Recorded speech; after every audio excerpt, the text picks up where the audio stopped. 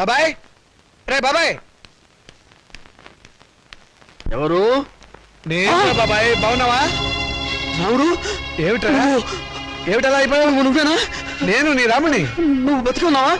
నేను బతుకున్నావేమిట్రా? ఏ నువ్వు మాట్లాడుతుంది? అవును, ఇట్లా ఇట్లా కూర్చో కూర్చో కూర్చో చెప్తా. రే, నువ్వు చచ్చిపోలేదా? నేను చచ్చిపోవడమేట్రా? ఎలా చూకు నువ్వు. రే, నీలాంటి స్నేహితుల అభిమానం, నీ చెల్లెల సౌభాగ్యం, నా కొడుకుల అనురాగం ఉన్నంత వరకు చావు నా దగ్గర రానే రాదురా. నిజంరా, నువ్వు చచ్చిపోయావని తెలిసి బాధపడ్డాను. ఇప్పుడు నువ్వు బతుకున్నావని తెలిసి మరీ బాధపడుతున్నాను రా. ఏమిట్రా? ఏమైంది? ఇంకా ఏం కావాలరా?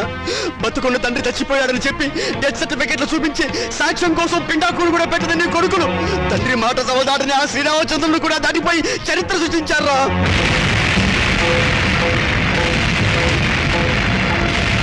నేను చచ్చిపోయాని చెప్పి నా కొడుకులు పిండాకుడు కూడా పెట్టారు.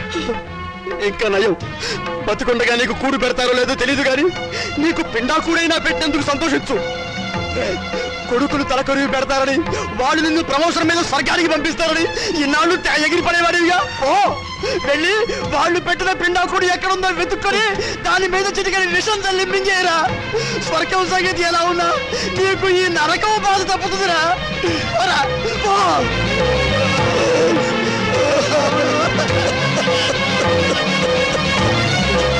ఇది కూడా నేను చచ్చినట్టు దొంగ సర్టిఫికెట్ సృష్టిస్తారా? నా పీఎఫ్ నా పెన్షన్ తీసేసుకుంటారా మిమ్మల్ని? ఏ నువ్వు చావా? రేపు నువ్వు చేస్తే పీఎఫ్ మాకెవరా? ఎప్పుడు బ్రతికుండడానికి నువ్వు ఆయన అమృతం తాగేవా? మిమ్మల్ని అడిగి పారేస్తాను, సొంత పారేస్తాను.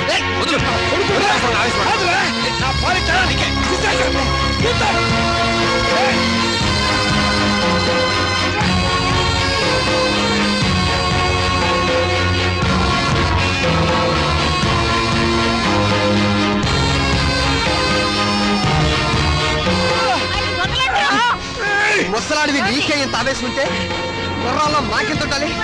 ఎరగబడి కొట్టే చస్తావా నాగం.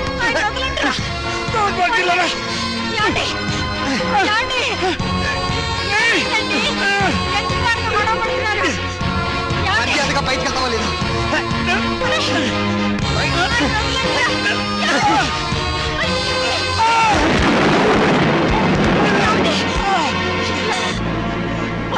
మాకిల్లారా, ఈయన జీవితం అంతా సంపాదించింది మీకే దారిపోసారు కదరా.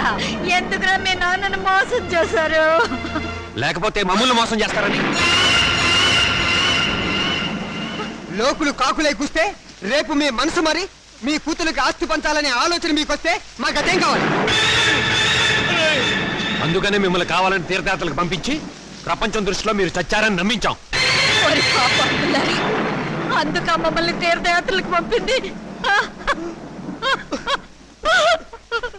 లేకపోతే తీర్థయాత్రలకు వెళ్ళి పుట్టడు పుణ్యం మూట కట్టుకొస్తారానే?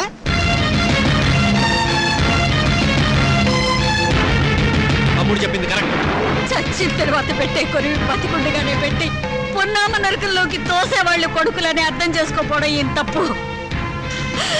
ఈ వయసులో చేతికి ఆసరా అవుతారనుకున్న కన్ను కొడుకులే పావులై కాటేస్తారని తెలుసుకోలేకపోవడం ఏం చేసిన పెద్ద తప్పు. మీ మొఖాలు మాకు చూపించద్దు. వెళ్ళిపోండి, మా ఇంట్లోంచి వెళ్ళిపోండి. మీరు లోపలికి పదండి. ఏంటి మా ఇల్లు అంటున్నారు? ఈ ఇల్లు మాకు రాసిచ్చినట్టు ఆయన ఎప్పుడో సంతకం పెట్టాడు. ఇప్పుడే మర్చిపోయావా? ఆ రోజు యాత్రలకు వెళ్ళేటప్పుడు రాసావు, గుర్తు తెచ్చుకో.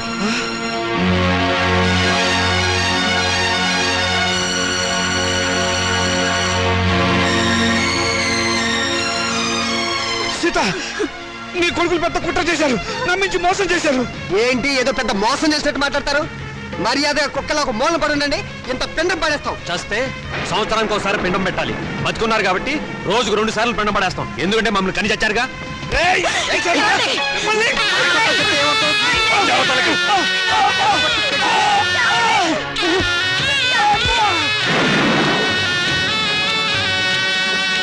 కొడుకులనే గొప్పగా చూశావు, కూతురునే తులకన చేశావు.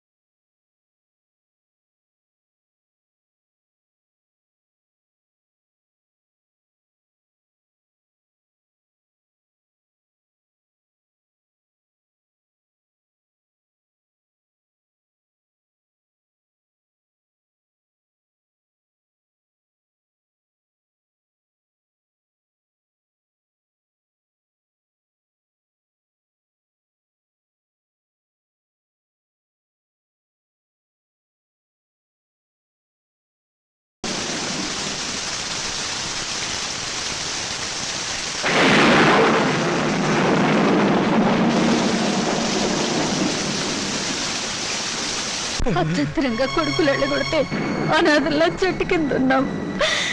ఏమిటండి మన బతుకులు ఇలా అయ్యాయి? మనవి బతుకులా? ఇంత దారుణం జరిగిన తర్వాత ఇంకా మనం బతికే ఉన్నాం అనుకుంటున్నావా?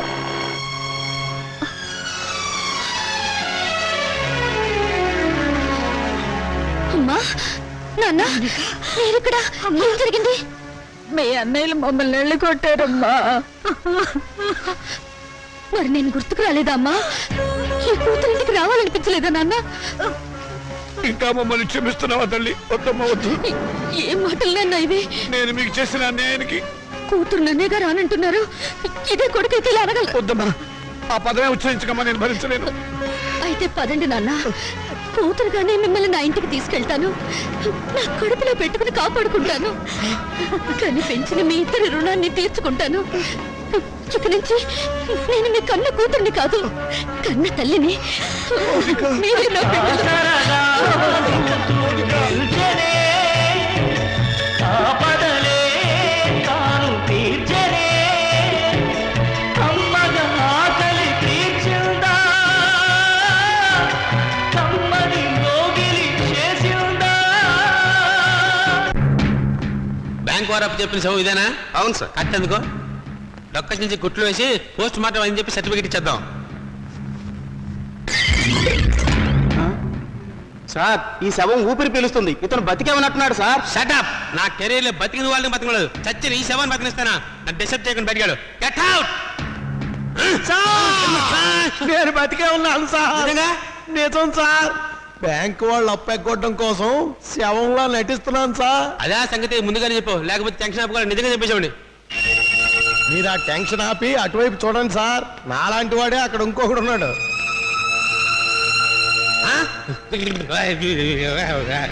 ఏమైంది సార్? అతను చూసి అలా ఉడికిపోతున్నారు. వాడు మంచి కదే బాబు, సొసైటీ పారిపోతుంది శవం. Oh my death! అతను శవం. అయ్యో బాబు! చూసావన్నాయి మౌనికి ఎంత పొగరు. నాన్న మనకిచ్చిన ఆస్తులు వాళ్ళకే సమాన భాగం ఉందని కోర్టు వచ్చి పంపించింది. ఆడదానికి ఆస్తిలో భాగం ఇవ్వమని అడిగే హక్కు ఎక్కడిది? హక్కు ఇక్కడిదని కొంపలో కాదు అరిచేది. గట్టి ప్లేడని పెట్టి రేపు కోర్టులో సాధించడానికి ఎవరైనా లాయర్ ఉన్నారా? నేనున్నాను యువర్ ఆనర్. ఆడదానికి ఆర్థిక స్వాతంత్రం లేకపోవడం మూలంగానే సమాజం హీనంగా చూస్తోందని ప్రభుత్వం ఎన్నో చట్టాలు చేసింది యువర్ ఆనర్. 1937 సంవత్సరం వరకు ఉమ్మడి కుటుంబంలోని ఆస్తిపై స్త్రీలకు ఎటువంటి హక్కు లేదు. కానీ Hindu women's right to properties act of 1937 ప్రకారం పూర్వీకుల ఆస్తిపై మగవారితో పాటు ఆడవాళ్లకు కూడా ఆస్తిపై హక్కు వచ్చింది. కానీ ఆ హక్కు ఆస్తిని అనుభవించడానికే తప్ప అమ్మటానికి గాని ఇతరత్రా ఉపయోగించుకోవడానికి గాని వీల్లేదు. హిందూ సక్సెషన్ యాక్ట్ 1956ను ఆంధ్రప్రదేశ్ ప్రభుత్వం వారు కొన్ని సవరణలు చేశారు. 1988 సంవత్సరంలో యాక్ట్ 13 ప్రకారం మరికొన్ని సవరణలు చేశారు. అందువల్లే స్త్రీలకు పురుషులతో పాటు ఆస్తిలో సమానమైన హక్కు, సమిష్టి కుటుంబ ఆస్తిలో భాగవడికే హక్కు వచ్చింది. నా క్లయింట్ ఆ హక్కుతోనే కోర్టుకు వచ్చింది యువర్ ఆనర్. ఇలా కోర్టుకెక్కే ధైర్యం లేక మగవాళ్ల దౌర్జన్యానికి బలైపోతున్న ఆడవాళ్లకు దారి చూపించడానికి ఈ కేసు చక్కని ఉదాహరణ. అయితే యువర్ ఆనర్, నా క్లయింట్ నాన్నగారి ఆస్తిని వాళ్ళ అన్నలు పంచుకొని నా క్లయింట్కు అన్యాయం చేశారు. కనుక యువర్ ఆనర్, చట్ట ప్రకారం నా క్లయింట్కి రావాల్సిన ఆస్తిలోని సమాన వాటా ఇప్పించవలసిందిగా కోర్టు వారిని కోరుతున్నాను. మీ వాదంతో మేము అంగీకరించాం. మీ క్లయింట్ అన్నలు స్వాధీనం చేసుకున్న ఆస్తిని యువర్ ఆనర్, ఈ కేసులో ప్రతివాదులైన రాజాకుమారులు నాకు వకాల్తా ఇచ్చారు. నా వాదన కూడా తమరు వినాలి. ఆస్తిని పంచడంలో మీకేమైనా అబ్జెక్షన్స్ ఉన్నాయా?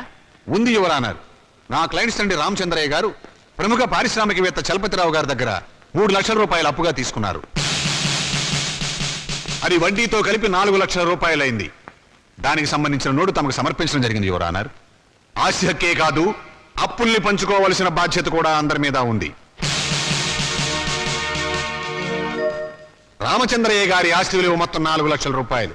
దాని 2 కూతుళ్ళు 2 కొడుకులకు సమానంగా పంచితే తలకొక 1 లక్ష వస్తుంది.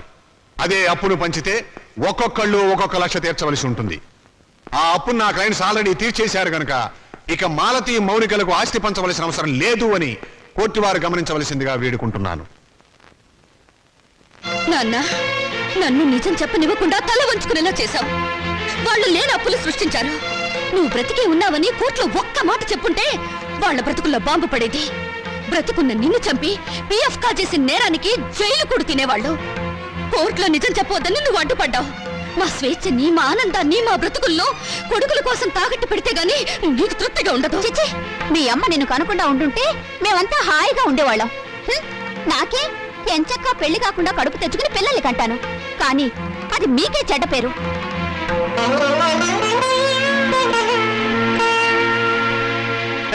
ఏరా గవర్నమెంట్ డాక్టర్, ఏయ్. అర్ధరాత్రి పూట మార్నింగ్ వాకే విట్టా నీ పిండాకుడు.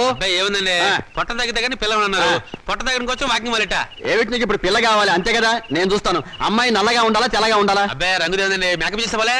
ఓకే, కట్నం ఎంత అయితే బెటరు? 5 లక్షలా 10 లక్షలా? ఓ 10 లక్షలు తెచ్చేసా. ఓహో, ఇప్పుడు అడ్వాన్స్ గా ఎంత ఇస్తావు? పెళ్ళప్పుడు ఎంత ఇస్తావు? ఏంటి కట్నం నేను వాళ్ళ మరి 10 టన్నుల బరువు ఉంటావు. నిన్ను హనీమూన్ తీసుకెళ్ళడానికి లారీకి రోజుకు 10,000 అవుతుంది. నెలకు లారీ ఫెయిల్ అవుతుంది. నీతో సంసార భారాన్ని మోయడానికి సంవత్సరానికి 10 లక్షల కూలీనే అవుతుంది. నీకు ఎదురు కట్నం కూడా ఇవ్వాలా? సరే సరే, ఇంటికి ఎవరమ్మాయి? మొన్న శ్మశానం నుంచి లేచిపోయాడే ఆయన కూతురు. ఓహో, ఆయన కూతురా? మరి ఇప్పుడు ఎక్కడుంది? ఏవో అన్ని చోట్ల గుంటలు తీస్తే గానీ ఆ అమ్మాయి ఎక్కడుందో బయటపడదు. అంటే ఆ అమ్మాయి కూడా సమానా? మరి నిన్ను బతుకున్న వాళ్ళు ఎవరు చేసుకుంటారా? ఆ షేపు చూడు, పలావు డేగిసా మీద పనసకాయ పెట్టినట్టు. చెయ్యి.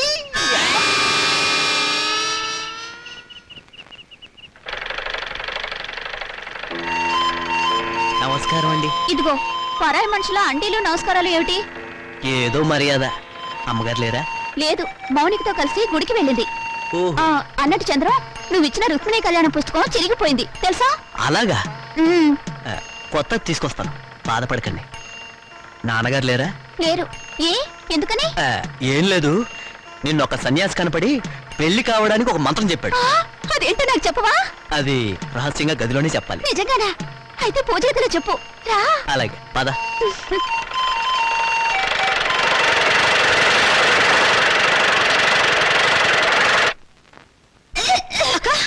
ఏందన్నావే వాంతి చేసుకుంటున్నావు?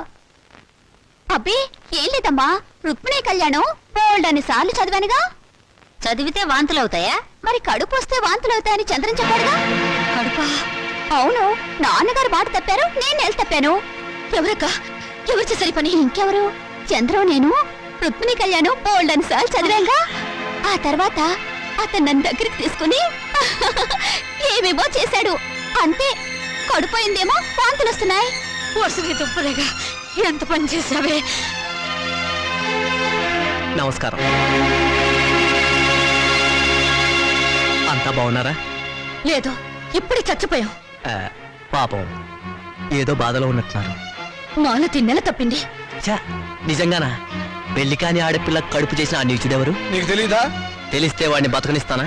మానసిని గర్భవతి చేస్తుంది నువ్వు కదా? అదే అడుగుతున్నాను. ఆ పని చేసింది నేనేనా, ఇంకెవడైనా ఉన్నాడా? నోర్మై! ఎంత ధైర్యం నీకు! ఆ అమాయకుల జీవితాన్ని నాశనం చేసింది చాలక తెలివిగా మాట్లాడుతున్నావా? నిన్ను ముక్కలు ముక్కలు నరికేస్తాను. వదిలిపెట్టు నాన్న. ఇటువంటి వాడిని బ్రతకనివ్వకూడదు. వీడిని చంపేస్తాను. అవునుగా. చూడండి, ఇప్పుడు కావాల్సింది ఆలోచన కానీ ఆవేశం కాదమ్మా. మొదట ఆ అమ్మాయికి ఎంత ఖర్చైనా కడుపు తీయించండి. లేకపోతే నా కాళ్ళు కడికి పెళ్లి చేసి 2 లక్షలు కడుపు చేసినందుకు కానుగ్గా ఇవ్వండి. మీ వల్ల కాకపోతే నన్ను చంపేసి కడుపులో ఉన్న ఆ బిడ్డకి తండ్రి లేని వాణ్ణి చేయండి. ఆ తరువాత తలమాసిన మీ అక్కకి తెల్లచీర కట్టి కలకాలం కళ్ళలో పెట్టి చూసుకోండి. ఏ పని చేసినా తెలివిగా చేయండి అమ్మా. మరి వస్తాను మామయ్య గారు. వస్తాను అత్తయ్య గారు.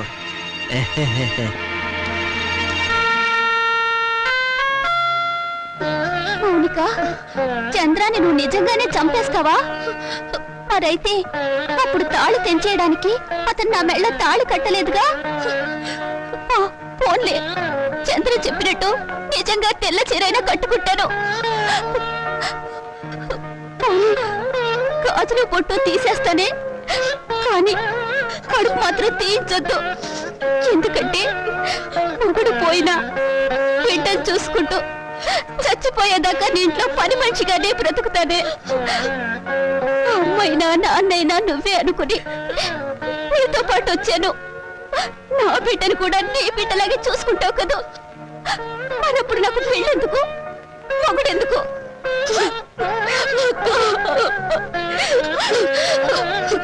నువ్వేం బాధపడకక్క. ఎన్ని కష్టాలైనా నష్టాలైనా నీకు మాత్రం అన్యాయం జరగనివ్వను. ఆ చంద్రంతోనే నీ పెళ్లి నేను చేస్తాను. మౌనిక, నీకు కావాల్సిన 2 లక్షలే కదా, నేను ఇస్తాను, సరేనా? నువ్వా? ఏ, నేను ఇవ్వకూడదా? వద్దు, ఇప్పటికే నువ్వు నాకు చాలా సహాయం చేశావు. నీకు సాయం చేసి నేను దివాళా తీశాను. అది కాదు, నువ్వు ఇలా సహాయం చేస్తుంటే 10 మంది ఏమంటారు? ఏమంటారు? అన్ని నువ్వే అనుకుంటున్నావు, అన్ని నువ్వే అంటావు. మంచి పని చేస్తే చెడుగా వాగేవాళ్ళు చాలా మంది ఉంటారు. వాళ్ళ కోసం కాదు, మన కోసం మనం బ్రతకాలి. నిన్ను బాధ పెట్టాలని కాదు శ్రీకాంత్, మనంగా గుర్తింపు పొందాలని. నిన్ను బాధ పెట్టుంటే ఐఎమ్ సారీ. ఇక నీకు సారీ చెప్పే అవసరం ఉండదు. ఎందుకని? నేను బిజినెస్ పని మీద అమెరికా వెళుతున్నాను. 6 నెలల వరకు తిరిగి రాను. అన్ని రోజులే? ఏ, నా డబ్బు అవసరం లేనప్పుడు ఎన్ని రోజులుంటే నీకే? అది కాదు, అక్కడ అమెరికా పిల్ల నిన్ను లాగేసుకుంటే? ఆహా, ఎప్పటి నుంచి నీకు జబ్బు? నేను నీ దాన్ని అయ్యాక నీ జబ్బు నాకు రాదా? అచ్చా, ఇస్ ఇట్? అప్పుడియా? అవునా? అరే బ్రదర్, నాన్నని మౌనికని మోసం చేసినట్టు నన్ను మోసం చేయవు కదా? చచ్చినా చేయను, మనం తాగిన మందు మీదట్టు. కానీ నాకు చిన్న డౌట్. ఏంటి బ్రదర్? ఆ శ్రీకాంత్ గారు అమెరికా నుంచి రాగానే మౌనిక మనల్ని కొట్టిస్తుందేమా? షడప్, దాని మెడ ఈ టైప్లో.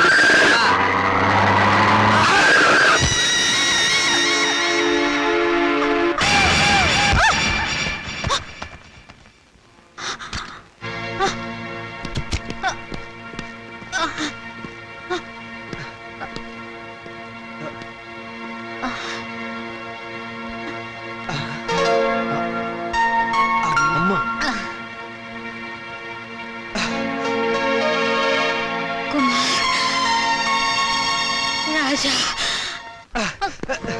మాతృదేవో భవ మాయ మాట, పితృదేవో భవ పిచ్చి మాట, నవమాసాలు నవ్వులాట, భవబంధాలు పాత మాట.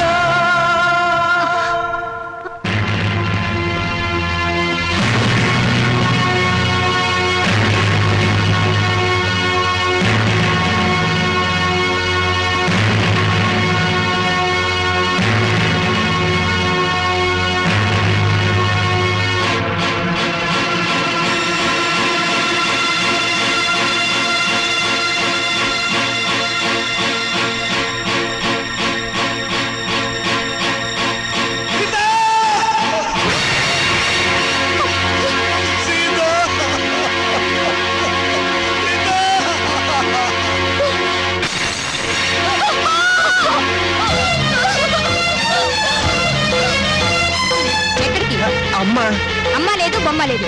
ఇప్పుడు వెళ్తే దహనం ఖర్చులు, దినం ఖర్చులు అన్ని మన మీదే పడతాయి. మీ అమ్మ చావు మీరు చూడలేదు. పదండి పదండి పదండి పదండి.